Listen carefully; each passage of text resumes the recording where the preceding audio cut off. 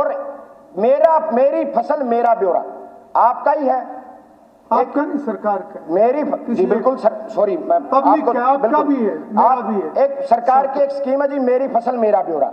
सरकार online payment डालती है, तो क्यों ना इस जब मुआवजे देने की बात आती है, जब फसलों की खराबे की बात आती है, तो या तो वो सैटेलाइट लागू किया जाए, या आपके पास जो मेरी फसल मेरा ब्यौरा से आप ऑनलाइन पेमेंट डालते हो, तो उससे ऑनलाइन पेमेंट से आप पिछले 3 साल का आंकड़ा उठा लीजिए कि किसान को कितनी फसल हुई है, 3 साल के वो आंकड़े के हिसाब से आप उसको मुआवजा दे दीजिए, ताकि किसान को मुआवजा मिल सके। कोई टाइम आएगा, बारिश रेगुलर चल रही है, 15 सितंबर का टाइम है, सत्यापन के बाद ही तो दिया जाएगा। तो केवल पोर्टल पे क्यों चल रहे हैं हम? मंत्री जी केवल पोर्टल पे हम क्यों चल रहे हैं? आपका माना नए विधायकों नहीं, सैटेलाइट पे चलो ना, जो सैटेलाइट जुर्माना किसान को लगाता है जी, उस पे चलो आप। 15 श्रीमती सावित्री जिंदल बारिशें रुक जाएंगी, उसका सत्यापन करके मुआवजा दिया जाएगा। चलिए ठीक है, 1 मिनट अध्यक्ष जी, मंत्री जी बोल रहे हैं, ये अपनी सीट से कमेंट्री ना करें अध्यक्ष जी, सीट से कमेंट्री ना करें अध्यक्ष जी। ये पोर्टल पे सवाल उठा रहे हैं। नहीं ऐसे नहीं। 10 सालों के अंदर 10 साल तक कांग्रेस की सरकार रही, रिकॉर्ड की बात है 1058 करोड़ मुआवजा दिया गया। इसी पोर्टल से 15,500 करोड़ रुपए चलिए को मुआवजा दिया गया। चलिए हो जाइए प्रश्नकाल है। सावित्री जिंदल जी, सावित्री जिंदल जी क्वेश्चन नंबर सब बैठिए, 47 बैठिए, किसी का कोई रिकॉर्ड भी नहीं होगा। नहीं प्लीज बैठिए, अगला प्रश्न ले लिया मैंने। 47 सावित्री जिंदल जी, मंत्री जी, मंत्री जी क्वेश्चन नंबर 47 प्रश्न संख्या 47 सावित्री जिंदल जी। 40 पावर मिनिस्टर, पावर मिनिस्टर जी सर, सरकार ने इसके लिए स्वीकृति प्रदान कर दी है और HSVP के साथ ज़मीन लेने के लिए इस सेक्टर में बातचीत की जा रही है।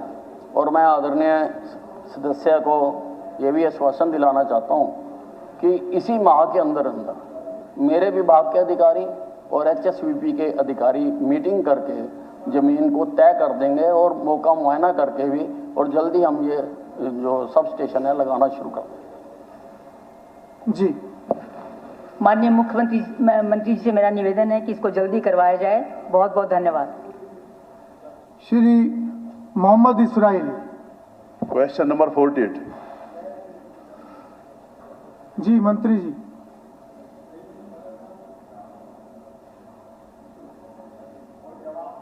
ठीक है,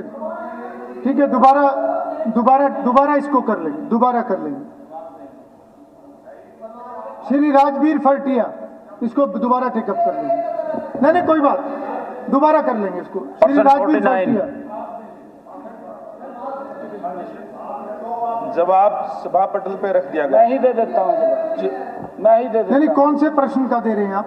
ये इजराइल मोहम्मद। ठीक है राजवीर जी, आप दोबारा ले लीजिए। जी CM साहब। मान्य अध्यक्ष जी, हाँ श्रीमान जी, राजकीय माध्यमिक विद्यालय सापनकी मालुका एवं राजकीय कन्या माध्यमिक विद्यालय स्वामिका के स्तरोन्नति के 3 मामले सरकार के समक्ष विचाराधीन है। अध्यक्ष महोदय जी, पहले भी हमारे 11 स्कूल अपग्रेड किए, लेकिन अभी तक उसमें कोई भी क्लास शुरू नहीं हुई है। अगर इसी तरह से ये स्कूल अपग्रेड होते रहे तो बच्चों की पढ़ाई का क्या होगा? पिछले 11 स्कूल मेरे पास ये लिस्ट है, इन स्कूलों में जो आपने अपग्रेड किए हैं, इन स्कूलों में अभी तक कोई क्लास नहीं है, कोई टीचर नहीं है। इसलिए आज हतीन में 389 पोस्ट वैकेंट पड़ी है।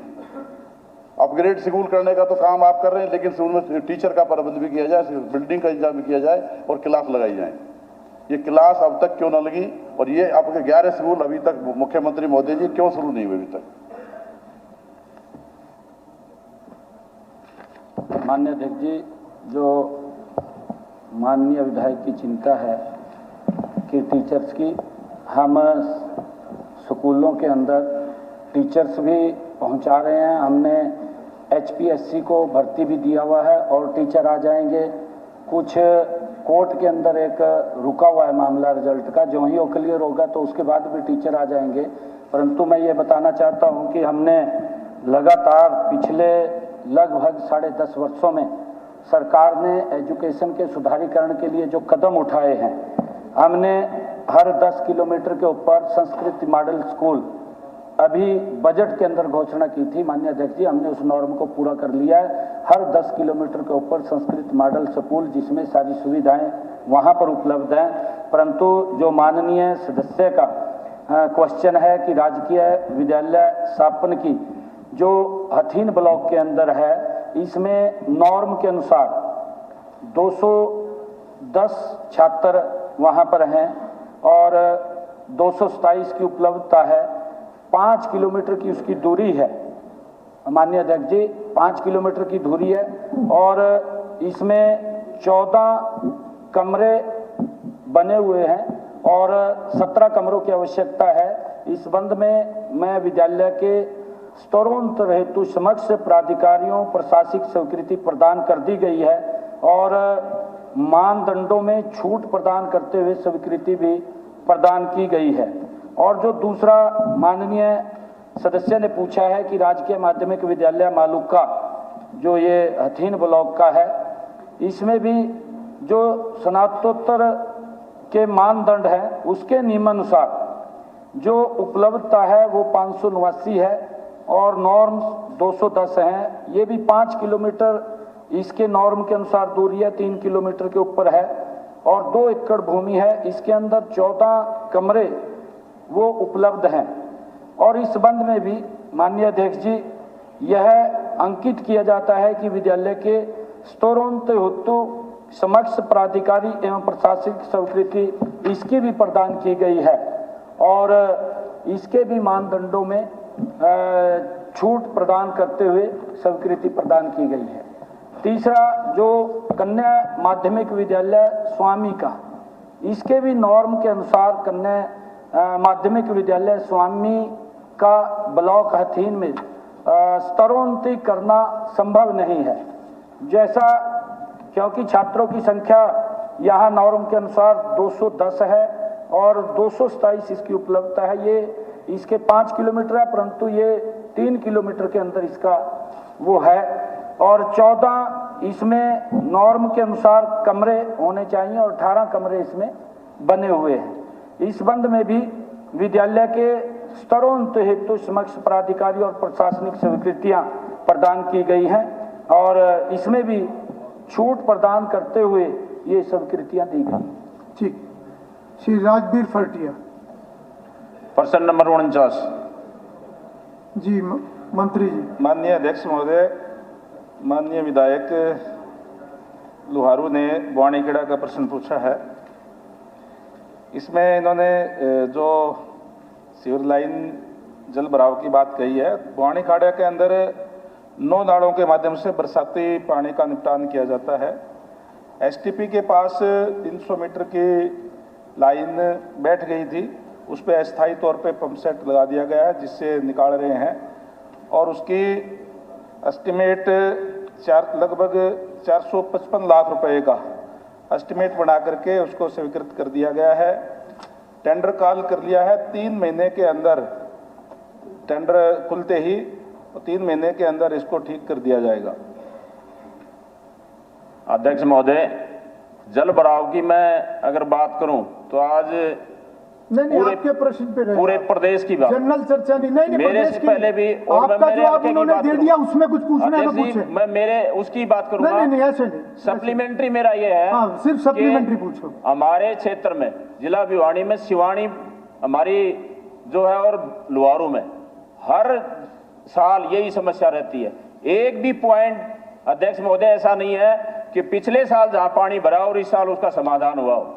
तो मेरा आदरणीय मंत्री जी से आपके माध्यम से निवेदन है कि स्थायी समाधान किया जाए और जितने भी ड्रेनेज जो सिस्टम है बारिश से पहले उनको दुरुस्त करके और उस समस्या का कोई स्थायी समाधान निकाला जाए। अध्यक्ष महोदय, मेरा इतना ही कहना है कि जो वहां पर नगर परिषद में हमारे पार्षद होते हैं, मैं भी जिला परिषद का अध्यक्ष रहा हूं, या ग्रामीण क्षेत्र में जिला पार्षद होते हैं, उनको फाइनेंशियल पावर होनी चाहिए। चलिए वो अलग विषय है। मंत्री जी। माननीय अध्यक्ष महोदय, माननीय सदस्य ने के लुहारू सिवानी की बात करी है, लेकिन प्रश्न बुआनी खेड़ा का पूछा था। फिर भी मैं इनको बताना चाहूंगा कि पूरे हरियाणा प्रदेश के अंदर हमारे डिपार्टमेंट ने जहां जहां भी जल भराव होता है, क्योंकि एकदम से ज्यादा अगर बारिश आ जाती है तो भी एक्स्ट्रा पंप सेट लगा करके पानी निकासी का प्रबंध किया है। ठीक। श्री राम कुमार गौतम। श्री राम कुमार 50 जी। माननीय अध्यक्ष महोदय, जवाब सभा पटल पे रख दिया है। बैठो बैठो बैठो, विधानसभा का विषय उठाने के लिए समय मिलेगा। नहीं नहीं बैठिए, आप प्लीज बैठिए कपूर सिंह जी। नहीं नहीं कुछ नहीं है, ऐसे बीच में नहीं, बिना इजाजत नहीं, रिकॉर्ड भी नहीं होगा इजाजत के बिना, ऐसे नहीं। अरे आप, हाँ ठीक है, उस पर अलग से चर्चा हो चुकी है, जल भराव पे हो चुकी है चर्चा, नहीं उस पर आप गौतम जी। स्पीकर सर, जो जवाब दिया है मंत्री जी ने, ये जवाब जो है इन्होंने अंदाजे से दिया है, क्योंकि प्रॉब्लम जो है मुझे अधिकारियों ने बताया है कि जी फॉरेस्ट डिपार्टमेंट में जो ये परमिशन चाहिए उसका यूं ही नहीं पता कितने साल में मिलेगी। डिपार्टमेंट की परमिशन, मेरा आग्रह है, फॉरेस्ट मिनिस्टर भी यहाँ बैठे हैं, भाई पर्सनल किसी अधिकारी की जिम्मेवारी लगाओ, वो परमिशन लेके आए। सारा काम अटका हुआ है, 10 महीने सरकार को बनी होगी, हालात बहुत दयनीय है उस, और बहुत इंपॉर्टेंट रोड है, मैक्सिमम रनिंग रोड है ये जींद से पानीपत की। एक बात। दूसरी बात, सेम प्रॉब्लम, बहुत बड़े बड़े मंत्री रहे, हमारे कैप्टन साहब रहे, दुष्यंत रहे, जिनका सब कुछ ही इसमें जींद जिले में, हिसार जिले में, हमारी कॉन्स्टिट्यूंसी में था, लेकिन जुल्म की बात बता रहा हूं जी। अगर आप सप्लीमेंट्री पूछेंगे तो ज्यादा अच्छा है, मैं बता रहा हूं, लंबा हो जाता है, मैं बताना चाहता हूं, अक्सर लंबा हो जाता है। सप्लीमेंट्री पूछो, आपको जो पूछना है। आसी से जींद, हाँ जी, सारी रोड 10 मीटर की है, लेकिन कितनी बार आवाज उठा चुका हूं मैं, राजस्थल से 7 किलोमीटर की सिर्फ 7 मीटर की है इस सरकार ने। जी मंत्री जी, आपका फॉरेस्ट का विषय अगर आप भी बताना चाहें तो बता दें। एक सेकंड, एक बात हो जी, मैं कई बार कह चुका हूं, अब भी कह रहा हूं, मुख्यमंत्री जी से अब पहले भी कहा मैंने, आवाज उठाई, खट्टर साहब से भी कहा, उससे पहले भी कहा, एक कम से कम 30-35 गांव की बहुत बड़ी प्रॉब्लम है। लाइफ लाइन कह लीजिए, नारनौल से अंदर से गुजरना पड़ता है आधा घंटे का। वो आपके इस प्रश्न में है नहीं। जी मंत्री जी आप जवाब दीजिए उसमें। ठीक है, आपकी बात आ गई। मंत्री जी आप जवाब बहुत जरूरी है भाई। ठीक है, होगी आपकी बात आ गई। रणबीर एक मिनट, रणबीर एक मिनट। अध्यक्ष जी, इन्होंने फॉरेस्ट मिनिस्टर का जिक्र किया, सड़क टूटी पड़ी है 5 साल। गौतम जी बैठिए, आप 5 साल गौतम जी आप बैठिए, मंत्री जी जवाब दे रहे हैं। आशीर्वाद से सरकार चली, उसमें आप भी कसूरवार हो बराबर के दादा। अरे आप जहां के भी थे, अरे उस सरकार बनाने में आप कहा था, सारा हरियाणा रो रहा उस बात को। राम कुमार गौतम जी आप बैठिए, मंत्री जी जवाब दे रहे हैं, आप बैठिए। जहां तक फॉरेस्ट का सवाल है पंडित जी महाराज, डाइवर्सन के केस में पीडब्ल्यूडी जमीन देगा फॉरेस्ट को, तो फॉरेस्ट मंजूरी देने में 1 मिनट भी नहीं लगाएगा। चलिए मेरे पे जो बात कहते हो, मेरा माननीय, तेरा बैठ रहा है भाई। चलो आप अगली टेप ना चालू कर देना, आप टेप का नहीं पता चलता आपकी। चलिए मंत्री जी आप कंक्लूड करें, इनका जो जवाब दो। माननीय रामकुमार गौतम जी ने 2-3 बातें पूछी है, जिसे इस रोड की बात इन्होंने कही है, जो इसमें मैंने इनको बता दिया है कि चौड़ीकरण और सुदृढ़ीकरण का कार्य जो है वो स्वीकृत कर लिया गया है, और माननीय फॉरेस्ट मिनिस्टर भी यहाँ है, इन्होंने भी कह दिया, और हम भी इसको ऑफिसर्स की ड्यूटी लगा करके इसको जल्दी से जल्दी फॉरेस्ट से भी क्लियर करवा करके, और दिसंबर 25 तक हम शुरू करा देंगे दादा इसको। चलिए बहुत अच्छा। और चौधरी मोहम्मद खान, दूसरी बात से इनका जवाब अभी आया, पूरा नहीं आया। इन्होंने कहा कि जो जींद से हांसी की जो रोड है उसका 6.5 किलोमीटर, ये बात ठीक है कि वो रोड जो है उधर 10 मीटर की है, इस साइड में 7 मीटर की है, 2027 तक वो डीएलपी पीरियड के अंदर है। रोड बिल्कुल बढ़िया बनी हुई है, उसको भी 2027 के तुरंत बाद हम अगली सड़क को भी चौड़ी कर देंगे। तीसरी बात इन्होंने कही है नारनौंद बाईपास की। नारनौंद बाईपास का मैंने पहले भी इनसे कहा था कि हमने ई भूमि पे ऊपर मांगी हुई है और ई भूमि जैसे ही अगर जमीन हमें उपलब्ध हो जाएगी, मैंने जसी पेटवाड़ जी से भी कहा था, इनसे भी कह रहा हूं कि आप थोड़ा वहां से बात करें किसानों से, अगर वो जगह दे देंगे तो माननीय मुख्यमंत्री महोदय ने कहा है कि हम उसको भी हम बना देंगे, नारनौंद के बाईपास को भी। और एक बात और मैं ये जरूर कहना चाहूंगा, कल भी जैसे क्वेश्चन उठा था कि माननीय मुख्यमंत्री महोदय ने कहा था कि जून तक पैच वर्क करने की बात, हमने जून तक जो डीएलपी पीरियड के अंदर थे लगभग 15,000 किलोमीटर की, वो सारे पैच वर्क उसी एजेंसी से करवाने का काम किया। 127 किलोमीटर जो रोड थी जिस एजेंसी ने नहीं करवाया, उनकी हमने बीजी बैंक गारंटी कैश करवा करके डिपार्टमेंट से करवाई है। और उसके बाद में जो रोड 5,000 किलोमीटर, एक मिनट सुन लो बात, 5,000 किलोमीटर रोड ऐसी थी जो पुअर कंडीशन के अंदर थी, उसको हमने इस साल के वर्क प्रोग्राम में ले लिया है। इस साल के वर्क प्रोग्राम के अंदर हमने जो टेंडर कुल मिलाकर के 6,179 किलोमीटर रोड इस वर्क प्रोग्राम में ली है और उसमें से 3,500 किलोमीटर की रोड इस दिसंबर अंत तक कारपेट हो जाएगी। और ठीक है मंत्री, सड़कें क्या लो रोड नहीं अच्छा आ गया। और बाकी के रोड जो 6,179 का टोटल रोड, वो 31 मार्च तक सारी की सारी हम कारपेट कर देंगे। Chaudhary Mamman Khan, 5-1 health minister. Sir, a detailed statement with a list of health facilities, status of buildings, along with staff position is placed in Annexure A and B. A detailed list of equipment is placed in Annexure C. The requisite details are placed at Annexure D. And the last answer is no, sir. जी मामन। Speaker sir, बहन आरती से मैंने जवाब मांगा है, बहुत पेजों में दिया है, बहुत अच्छी बात है, मगर जो काम का जवाब था, जो दवाई चाहिए मरीजों को ठीक करने के लिए, उसके लिए बहन ने ना कर दिया कि दवाइयां हमारे पास नहीं है, सांप काटने की हो चाहे कुत्ते काटने की हो, उसके लिए बहन ने मना कर दिया कि डी क्वेश्चन नहीं सर। चलो ये हाउस में पता चले कि स्वास्थ्य के प्रति हमारी बहन मंत्री जी कितनी गंभीर है।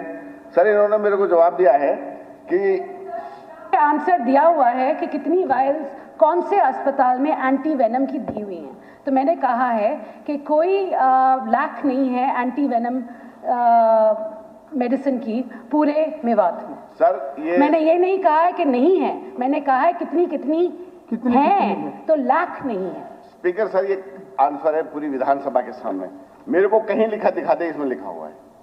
चलिए मंत्री जी जवाब मंत्री जी जवाब सर बहन के पास होगा, आपके के पास होगा, मेरे पास नहीं है सर, ये कह रहा हूँ मैं, मेरे पास नहीं पहुंचा सर, मेरा कहने का मतलब ये नहीं है मेरे पास।